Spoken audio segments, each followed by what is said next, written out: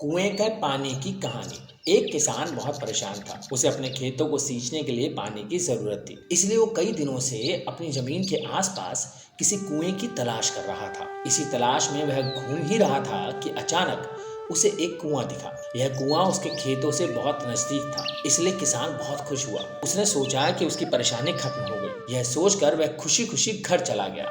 अगले दिन वह पानी लेने के लिए कुएं पर पहुंचा। जैसे ही उसने कुएं के नजदीक रखी बाल्टी कुएं में डाली, वहां एक आदमी आ धमका। वो किसान से बोला, ये कुआं मेरा है, तुम इससे पानी नहीं ले सकते। अगर तुम इस कुएं से पानी लेना चाहते हो तो तुम्हें इस कुएं को खरीदना होगा।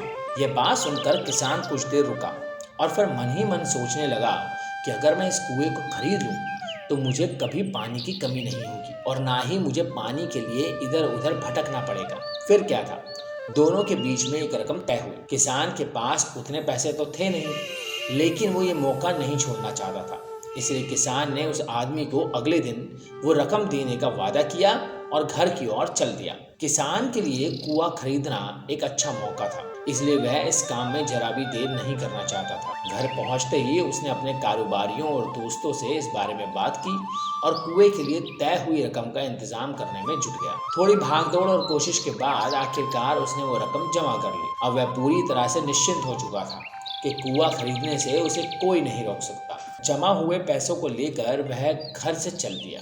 उसे बड़ी बेसब्री से इंतजार था कि कब रात खत्म होगी और वो कुआं खरीदने जाएगा। इसी सोच में वो पूरी रात सो नहीं सका। अगले दिन सुबह होते ही वह कुआं खरीदने निकल पड़ा। उस आदमी के घर पहुंचकर किसान ने उसके हाथ पर पैसे रखे और कुएं को खरीद लिया। अब तो कुआं किसान का ही हो गया था और फिर उसने पानी निकालने में देर नहीं की। जैसे ही किसान ने कुएं से पानी निकालने के लिए बाल्टी उठाई, उस आदमी ने फिर बोला, ठहरो, तुम इस कुएं से पानी नहीं निकाल सकते हो। मैंने तुम्हें कुआं बेचा है, कुएं का पानी अभी भी मेरा ही है।